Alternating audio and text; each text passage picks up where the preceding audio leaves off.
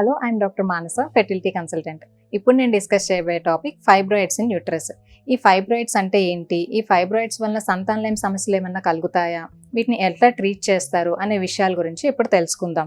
ఈ ఫైబ్రాయిడ్స్ అనేవి benign tumours అన్నమాట, అంటే నాన్ క్యాన్సరస్ ట్యూమర్స్. ఇవి ఎందుకు అంటే under the influence of some hormones like oestrogen వల్ల కానీ లేదా సమ్ జెనెటికల్ ఇష్యూస్ వల్ల కానీ యూట్రస్లో ఉండే మజిల్ సెల్స్ అనేవి ఓవర్ గ్రో అయ్యి మజిల్ మాస్ లాగా తయారవుతాయి, అంటే గడ్డల్లాగా తయారవుతాయి అన్నమాట. వీటినే ఫైబ్రాయిడ్స్ అని అంటాము.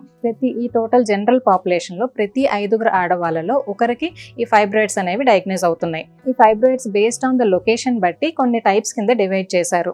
వీటిలో ముఖ్యంగా ఏంటంటే ఫస్ట్ వన్ ఇంట్రామ్యూరల్ ఫైబ్రాయిడ్స్. ఈ ఇంట్రామ్యూరల్ ఫైబ్రాయిడ్స్ అంటే ఏంటంటే ఇవి యుట్రైన్ మజిల్ లేయర్లో ఉంటాయన్నమాట. And second one submucosal fibroids. ఈ సబ్మ్యూకోజల్ ఫైబ్రాయిడ్స్ అనేవి they grow in to the uterine cavity. దీనివల్ల ఏమవుతుంది అంటే యుట్రైన్ క్యావిటీ అనేది డిస్టార్ట్ అవుతుంది. అండ్ దీని నెక్స్ట్ వన్ ఏంటంటే subserosal fibroids. They grow away from the uterine cavity, అంటే ఇవి బయటకి గ్రో అవుతూ ఉంటాయి అన్నమాట. ఒక్కొక్కసారి ఏంటంటే ఇవి ఒక చిన్న స్టాక్ ద్వారా యూట్రస్కి అటాచ్ అయి ఉంటాయి. వీటినే పెడంక్యులేటెడ్ ఫైబ్రాయిడ్స్ అని కూడా అంటాము.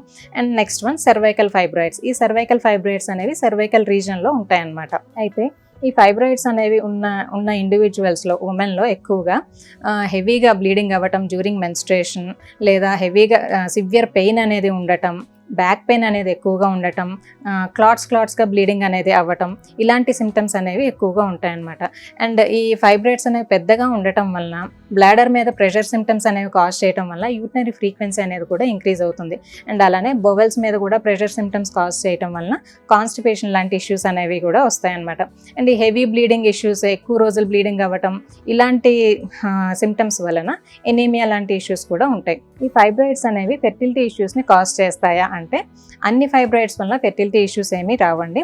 కొన్ని టైప్స్ ఆఫ్ ఫైబ్రాయిడ్స్ లైక్ ముఖ్యంగా ఏంటంటే ఇంట్రామ్యూరల్ ఫైబ్రాయిడ్స్ కానీ, సబ్మ్యూకోజల్ ఫైబ్రాయిడ్స్ కానీ, లేదా సర్వైకల్ ఫైబ్రాయిడ్స్ కానీ, వీటి వల్ల ఏంటంటే సంతానలేమి సమస్యలు వచ్చే ఛాన్సెస్ ఎక్కువగా ఉంటాయి. అది ఎలా అంటే ఈ ఫైబ్రాయిడ్స్ అనేవి పెద్దగా ఉండటం, యూట్రైన్ క్యావిటీ లోపలికి గ్రో అవ్వటం వలన ఏంటంటే ట్యూబ్స్ అనేవి బ్లాక్ అవుతూ ఉంటాయి ఫస్ట్ వన్. అండ్ అలానే స్పర్మ్ ట్రాన్స్పోర్ట్ అనేది కూడా ఎఫెక్ట్ అవుతుంది.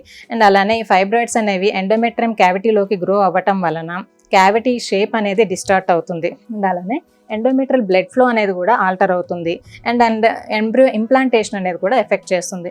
సో దీనివల్ల ఏంటంటే ఈ ఫైబ్రాయిడ్స్ పెద్దగా ఉన్న ఇండివిజువల్స్లో, ముఖ్యంగా సబ్మ్యూకోజల్ కానీ ఇంట్రామ్యూరల్ ఫైబ్రాయిడ్స్ కానీ ఎక్కువగా ఉన్నాయి అన్న ఇండివిజువల్స్లో రికరెంట్గా మిస్క్యారేజెస్ అవ్వటం, ఐవీఎఫ్ ఫెయిల్యూర్స్ ఎక్కువగా అవ్వటం, రికరెంట్ ఇంప్లాంటేషన్ ఫెయిల్యూర్స్ అవ్వటం, ఇలాంటి ఇష్యూస్ అనేవి ఎక్కువగా ఉంటాయన్నమాట. అయితే ఫైబ్రాయిడ్స్ అనేది ఒక ఇన్సిడెంటల్ ఫైండింగ్. మనం నార్మల్గా స్కాన్ చేసినప్పుడు డయాగ్నోస్ అవుతాయి అన్నమాట. లైక్ ట్రాన్స్వెజనల్ స్కాన్ చేసినప్పుడు కానీ, హిస్ట్రోస్కోపీ చేసినప్పుడు కానీ, లేదా ఎంఆర్ఐ ద్వారా కూడా మల్టిపుల్ ఫైబ్రాయిడ్స్ ఉన్నాయి లొకేషన్ అనేది, వాటి లొకేషన్ కానీ సైజ్ కానీ తెలుసుకోవచ్చు అనమాట. అయితే ఈ ఫైబ్రాయిడ్స్ని ఎట్లా ట్రీట్ చేస్తారు అని అంటే, పేషెంట్ ఫెర్టిలిటీ ట్రీట్మెంట్ తీసుకోవాలి అనుకున్నప్పుడు ఒకసారి ట్రాన్స్వెజనల్ స్కాన్ చేసినప్పుడు ఈ ఫైబ్రాయిడ్స్ అనేవి స్మాల్ సైజ్లో ఉన్నాయి, యూట్రైన్ క్యావిటీ ఏమీ డిస్టార్ట్ కావట్లేదు, పేషెంట్కి కూడా సిమ్టమ్స్ ఏమీ లేవు అనుకున్నప్పుడు వాళ్ళు న్యాచురల్గా ప్రెగ్నెన్సీని ట్రై చేయొచ్చు.